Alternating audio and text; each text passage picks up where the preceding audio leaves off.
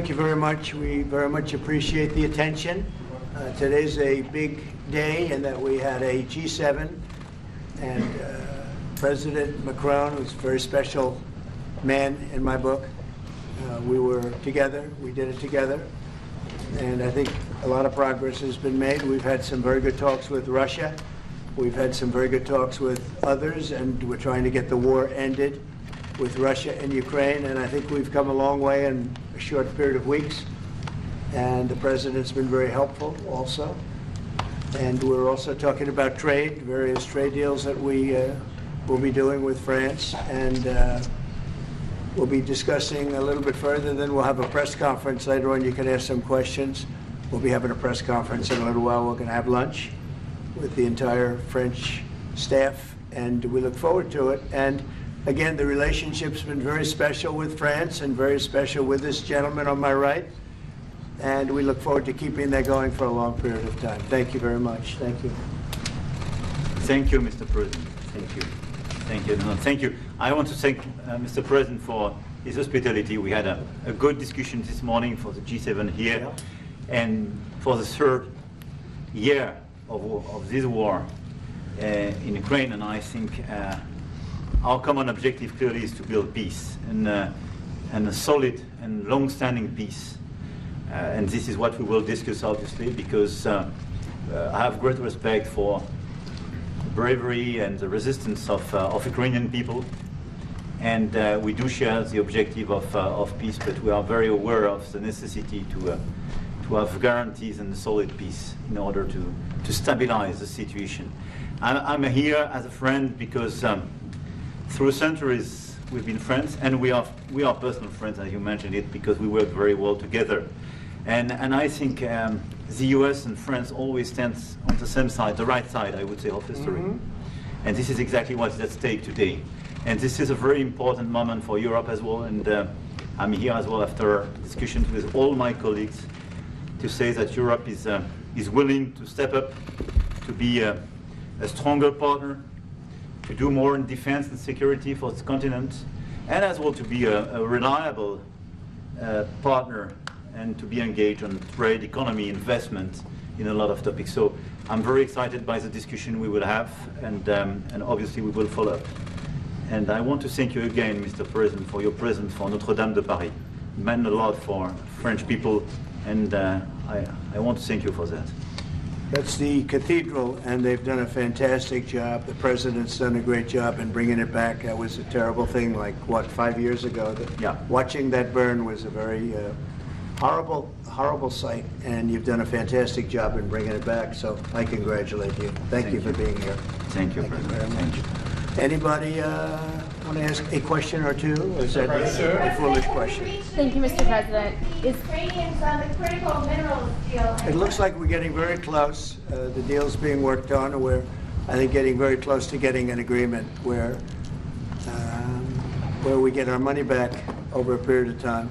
But it also gives us something where I think it's very beneficial to their economy, to them as a country.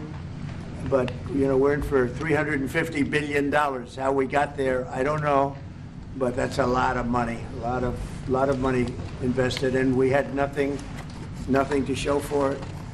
And it was the Biden administration's fault. The Europeans are in for about $100 billion, and they do it as in the form of a loan.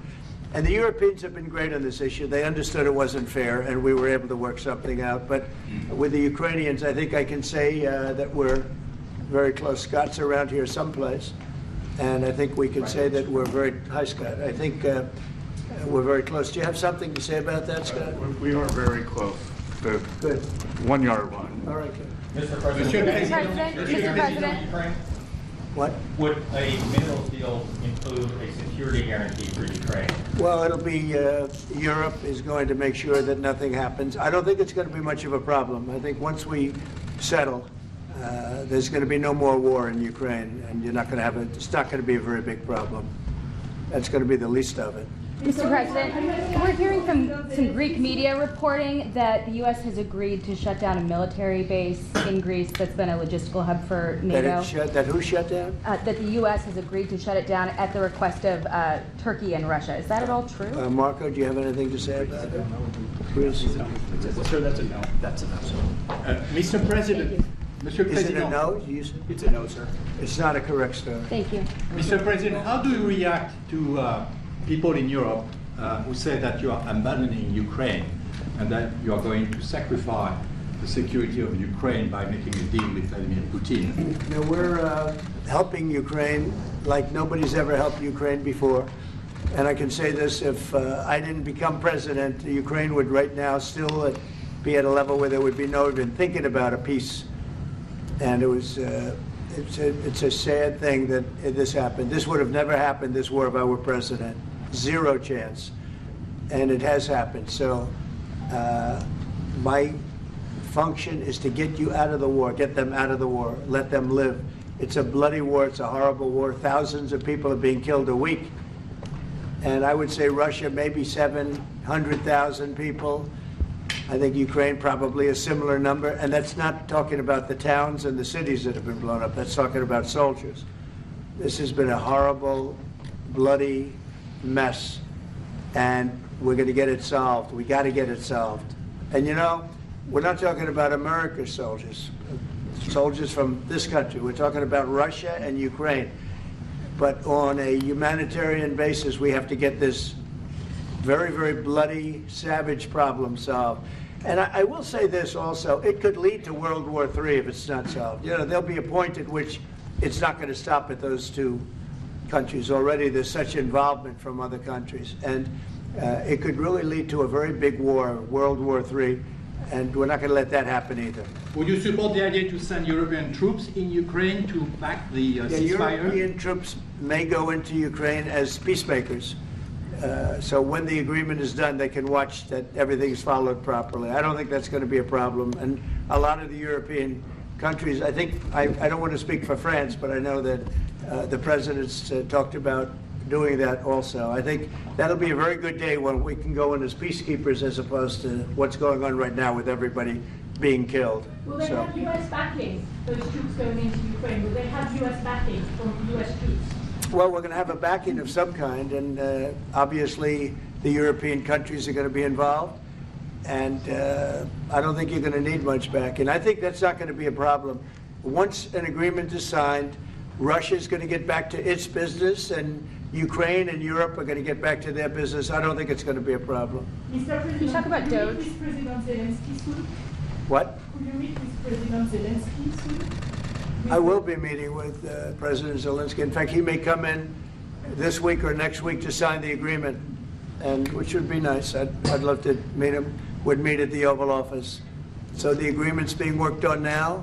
They're very close to a final deal. It'll be a deal with rare earths and various other things, and he would like to come, as I understand it, here to sign it, and that would be great with me. I think they then have to get it approved by their council or whoever might approve it, but I'm sure that will happen. Monsieur le Président Macron, est-ce que vous pouvez I'll commenter ce qui a été dit par meeting le with Président President Putin also, yes. I don't know when we speak. We're trying to get this thing worked out, but yeah, at some point I'll be meeting with President Putin too. Monsieur Macron, s'il vous plaît, est-ce que vous pouvez nous dire quelques mots en français? Mr. I President. can say a few words in French. Yes. No, le président l'a dit, je pense que c'est un moment important. C'est un moment important de la discussion. On veut bâtir la paix en Ukraine et le bilan qui a été rappelé, une réalité, il y a d'1 million de morts et de blessés depuis le début de ce conflit et de cette guerre d'agression. Notre volonté, c'est que cette paix dure, parce que nous avons déjà eu un cessez-le-feu et une paix qui n'a pas été respectée. C'était les accords de Minsk, 1 puis 2. Et donc le corps de cette discussion, c'est de s'assurer d'abord qu'il y ait un cessez-le-feu, ensuite que les Ukrainiens soient impliqués. Et je pense que ce que vient de dire à l'instant le président Trump est très important, c'est-à-dire qu'il va rencontrer rapidement le président Zelensky pour signer cet accord sur les minerais critiques et les terres rares, et que c'est aussi un moyen d'avoir une implication américaine forte. Les Européens sont prêts à prendre leur charge sous des formes diverses de soutien à l'armée ukrainienne, de présence y compris pour pour s'assurer que la paix soit durable. Et l'implication dans la durée des États-Unis d'Amérique à travers cet accord est une bonne chose. Et donc tout est encore à construire. Et je ne veux pas préempter les discussions. Mais nous partageons le même objectif et ce qu'on a discuté ce matin pendant 1 heure après la visioconférence ensemble et ce qu'on va continuer de travailler et sont pour moi des bonnes avancées. Et l'annonce de... Est-ce que l'intégrité territoriale de l'Ukraine est encore un objectif has already possible? spoken about this just a moment ago. This is exactly what we want to do. We want to build peace with Ukraine. As President Trump mentioned, there are already 1 million dead and wounded in Ukraine since the war began. We had a ceasefire in the past that was not respected. This was under the Minsk Agreements 1 and 2. President Trump, as he said, will be meeting with President Zelensky to sign a deal on rare earths. And we are pleased to see this very strong American involvement. Europe, of course, also stands ready to support Ukraine in various ways, supporting its military. And we don't want to preempt any sort of discussions that are currently underway, but we do share the same objective of building this lasting peace. I just want to tell you a little story. So we were at the Eiffel Tower having dinner with your wonderful wife and with my wonderful wife, and we came out and he started speaking the French deal. And we didn't have an interpreter, and he was going on and on and on, and I was just nodding, yes, yes, yes. And he really sold me out, because I got back the next day and I read the papers. I said, that's not what we said. He's a smart customer, I will tell you that. Sure. How would you That was exactly what we were Mr. doing. President called Zelensky a dictator. Would you use the same words regarding Putin? I don't use those words lightly. I think that we're going to see how it all works out. Let's see what happens. I think we have a chance of a really good settlement between various countries. And, you know, you're talking about Europe, and you're talking about Ukraine as part of that whole situation. The other side has a lot of support also. So let's see how it all works out. It might work out. Look, you can never make up lives. The one thing you can make up the money, but you can't make up the lives. A lot of lives lost. I think probably a lot more lives than people are talking about. It's been a rough war, but I think we're close to getting it solved. Question about Doge, sir. Do you think that Doge could benefit from more streamlined communications? There was that email telling employees to give 5 things that they've done last week. Agency heads then told people to ignore it, but You're Elon talking Musk... about the last email that was Yeah. sent, where he wanted to know what you did this week. You know why he wanted that, by the way? I thought it was great. Because we have people that don't show up to work and nobody even knows if they work for the government. So by asking the question, tell us what you did this week, what he's doing is saying, are you actually working? And then if you don't answer, like you're sort of semi-fired or you're fired, because a lot of people are not answering because they don't even exist. They're trying to find, that's how badly various parts of our government were run by, and especially by this last group. So what they're doing is they're trying to find out who's working for the government. Are we paying other people that aren't working? And, you know, where's all that? Where's the money gone? We have found hundreds of billions of dollars of fraud so far, and we've just started. We're actually going to Fort Knox to see if the gold is there, because maybe somebody stole the gold. Tons of gold. Some of the agencies... So I think it was actually, there was a lot of genius in sending it. We're trying to find out if people are working. And so we're sending a letter to people, please tell us what you did last week. If people don't respond, it's very possible that there is no such person or they're not working. Some of the agency heads instructed their employees not to respond because they were waiting on further guidance, but Elon Musk's tweet said a failure to respond would be taken as a resignation. So there's been a disconnect in communications. Yeah. Are you concerned at all about Only, that? no. That was done in a friendly manner. Only things such as perhaps Marco at State Department, where they have very confidential things, or the FBI, where they're working on confidential things. And they don't mean that in any way combatively with Elon. They're just saying there are some people that you don't want to really have them tell you what they're working on last week. But other than that, I think everyone thought it was a pretty ingenious idea. We have to find out where these people are. Who are they? And we said, if you don't respond, we assume you're not around. And that holds, that stands. And you're not getting paid anymore, too. So, you know, we're doing a real job. And we just had a poll come out, I guess the Harvard poll, saying that it's massively popular what we're doing. So. Mr. President, do you still believe in NATO, in the alliance between Europe and America in NATO? Are you going to go to NATO the is summit in June? very much involved in this. When I first got elected at the very beginning, first term, I got hundreds of billions of dollars put into NATO. NATO had no money because they hadn't paid for years. And I said, look, if you don't pay, we're not going to be a part of NATO. We're not going to protect. We're not going to do what we're supposed to do. And we took in hundreds of billions of dollars into NATO. No, NATO is a good thing if it's done properly and if it's used properly. Mr. President, in these days you speak a lot about the tariff in Canada, in Mexico, and in Europe. I want to know what is your idea about Italy, if you want to make the same thing in Italy. What? Can you talk up a little louder? In these days... No, louder. Can you talk a little louder? You have a beautiful voice, but you're not... In these days you speak... Where are you from? Italy. From Italy? Oh, I love Italy. Go ahead. I want to know if you have the same idea with Italy about tariff. Well, look, I love Italy, and Italy is a very important nation. We have a wonderful woman as your leader, and she was on the conversation today, one that we had, the G7.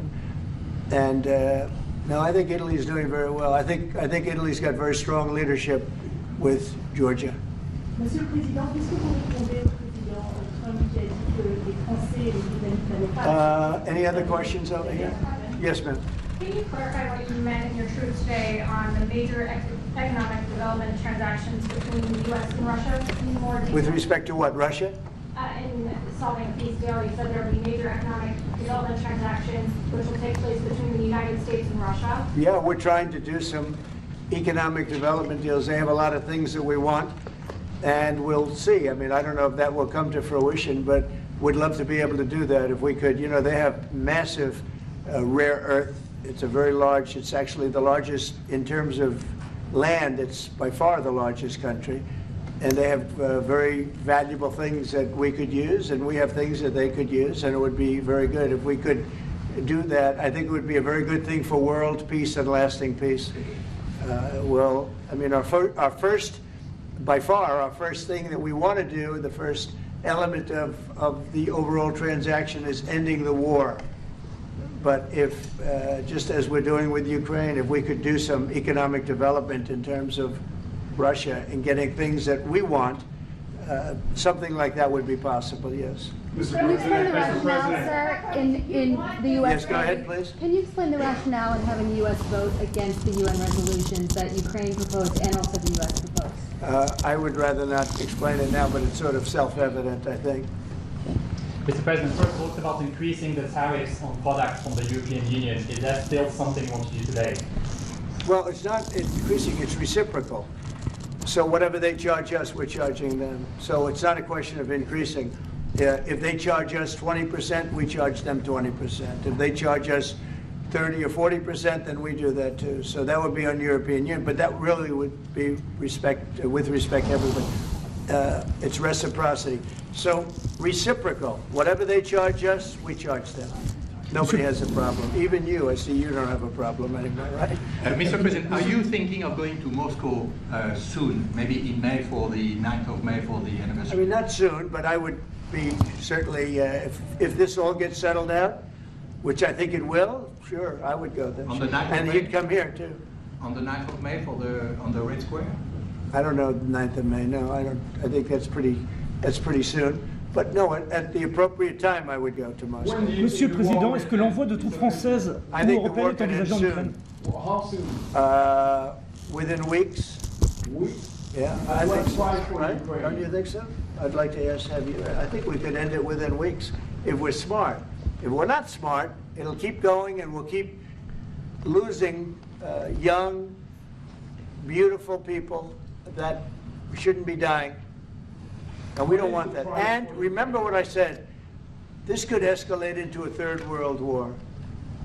And we don't want that either. Mr. President, your envoy Steve Witkoff suggested a temporary ceasefire in the conflict, but the Russian government has denied that out of hand. Do you worry that they're not feeling in good faith? No, I think they, at some point, will agree to that. I think they probably wanted to. And I think once you have a ceasefire, it's going to end, because they're not going from a ceasefire back to war. I think people have had they're full. I'm just glad I was able to help because there was no communication with Russia until I came along. Biden didn't communicate. He couldn't communicate with his own child. So Biden didn't communicate. He couldn't. It was terrible. He hadn't spoken to Putin in 3 years. You're trying to end a war. People are being killed. Every week, thousands of people are being killed. Soldiers, in this case, mostly. Also towns, you know, as missiles go in and back and forth. No, it's a shame. This should have never happened. This is a very sad, this is going to go down in the history books. This is a very sad moment because that should have been stopped. That should have never started. And if it did start, it should have stopped the first week, not 3 years later. Okay? Je vais répondre, if you allow me, because je pense que plusieurs questions de vous et de votre collègue qui ont été posées en français et qui rejoignent les questions posées par les collègues américains. D'abord, cette discussion est utile et construire la paix est une nécessité. La deuxième chose, c'est qu'il y a aujourd'hui une capacité de dissuasion qui est restaurée et que c'est ce que veut dire le président Trump quand il dit qu'il n'y aura plus de problème. Je pense que la force du réengagement américain aujourd'hui, c'est en quelque sorte l'incertitude aussi pour le président Poutine. Et donc il y a une capacité de dissuasion qui est là, qui permet de sceller d'abord sans doute une trêve, la capacité à vérifier que cette trêve est respectée, et ensuite un accord de paix qui permettra de reconstruire l'Ukraine, mais de lui apporter aussi les garanties de sécurité. Dans le cadre de ces garanties de sécurité, nous pensons que nous avons notre rôle à jouer. Et donc, on verra à ce moment-là de la discussion, je ne veux pas la préempter, ce qui est nécessaire pour que l'Ukraine puisse rester un pays souverain. Et d'ailleurs, dans les discussions entre l'Ukraine et les États-Unis d'Amérique, il y a cette question d'une souveraineté ukrainienne qui est respectée. Et donc, nous, ce que nous avons préparé en particulier avec nos partenaires britanniques, dans le cadre d'un travail très étroit qu'on a mené ces dernières semaines, et partagé avec tous les pays européens et alliés qui sont prêts à s'y joindre, c'est l'idée de dire on est prêt à apporter ces garanties de sécurité. Les conditions, elles doivent en être définies. Par l'envoi de troupes ? Elles doivent être définies par l'accord. Ça peut aller jusqu'à l'envoi, comme l'a dit le président, de troupes qui iront observer que la paix est bien respectée, qui iront se positionner, pas sur la ligne de front, pas pour justement, en quelque sorte, être dans le conflit, mais marquer une présence comme une garantie.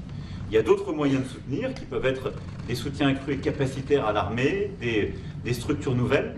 Et je pense aussi que l'accord qui est discuté, le président l'a dit, la crédibilité américaine qui est mise dans ce moment, c'est aussi montrer que chacun est dans son rôle, mais que nous avons une unité, Européens et Américains, et donc avec une forme de garantie que les Américains prennent par la discussion sur les minerais critiques qui sont en train de finaliser. By the way, that is the most beautiful language. I have no idea what he's saying, but that is the most elegant, beautiful language. Go ahead, please.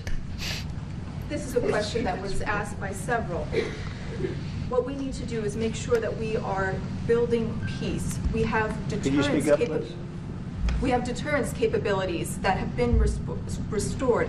As President Trump said, there won't be any more problems. We've seen the U.S. re-engagement and the message that that sends to Mr. Putin. We have deterrence, which will allow a truce to take place, verification of that truce, and then a peace agreement can be put in place so that we can start rebuilding Ukraine with security guarantees. And we have a role to play in that. Again, I'm not preempting any discussions, but we've spoken about Ukraine's sovereignty, and that has been a subject of discussion between the U.S. and Ukraine. We have also been working closely with our British partners this week. We've shared this information with other European countries, and we are ready and willing to provide those security guarantees, which could perhaps include troops, but they would be there to maintain peace. They would not be along the front lines. They would not be part of any conflict. They would be there to ensure that the peace is respected. Our assistance may include other capacity building, perhaps for the military. We see U.S. credibility here. We each have our role to play, but it will be done in a united fashion. Mr. President, do you think that Ukraine should give up a part of its territory? Well, we're going to see. It's a negotiation that's just starting, and you know they've been fighting, and there's been a lot of land that's been taken. So we'll have to see how that works out. That's part of the negotiation.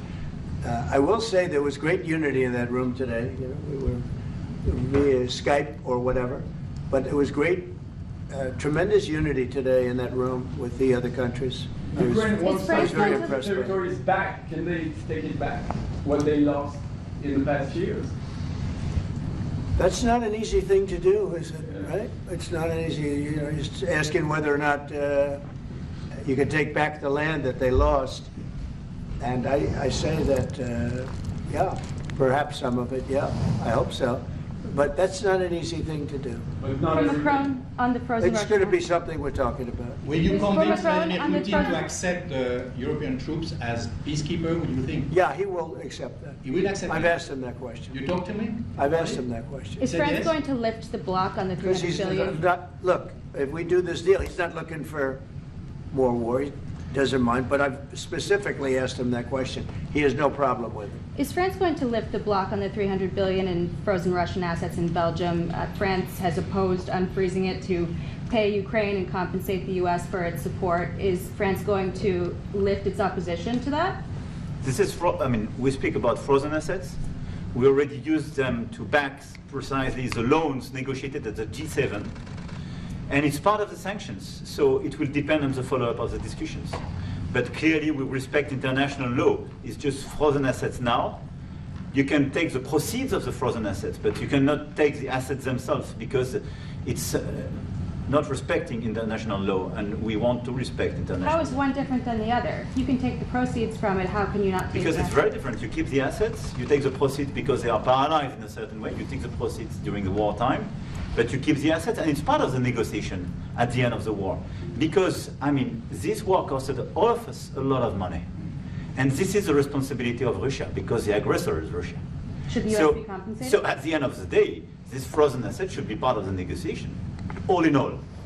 Will France support the U.S. being compensated? I support the idea to have Ukraine first being compensated, because they are the one to have lose a lot of their fellow citizens and being destroyed by these attacks. Second, all of those who paid for could be compensated, but not by Ukraine, by Russia, because they were the one to aggress. Again, just so you understand, Europe is loaning the money to Ukraine. They get their money back. No, in fact, to be frank, we paid 60% of the total efforts, and it was through, like the US, loans, guarantee, grants, and we provided real money, to be clear. Yeah. We have 230 billion frozen assets in Europe, Russian assets, but this is not as a collateral of a loan, because this is not our belonging. So they are frozen. If at the end of the day, in the negotiation we will have with Russia, they're ready to give it to us, super. It will be loan at the end of the day, and Russia will have paid for that. If you This is my believe wish. that, it's okay with me. Mr. President, If they get their monay back, we don't, and now we do. But, you know, that's We will only fight fair. both. Mr. President, do you think Russia should be the one that pays everybody back? Are they the aggressors? Well, we're negotiating everything, and everything's on the table, and we'll see if we can get some land back, and we'll see about a lot of different things. And we're going to be making a little speech and say a few words. In a little while, we're going to have another meeting, a luncheon meeting, and we'll see you in about 2 hours. Okay? Thank you very much, everybody. Thank you, Fred. Thank you, Fred. Moving out. Let's go, let's go. Moving out, cameras. Thank you very much. Thank you. Thanks, guys.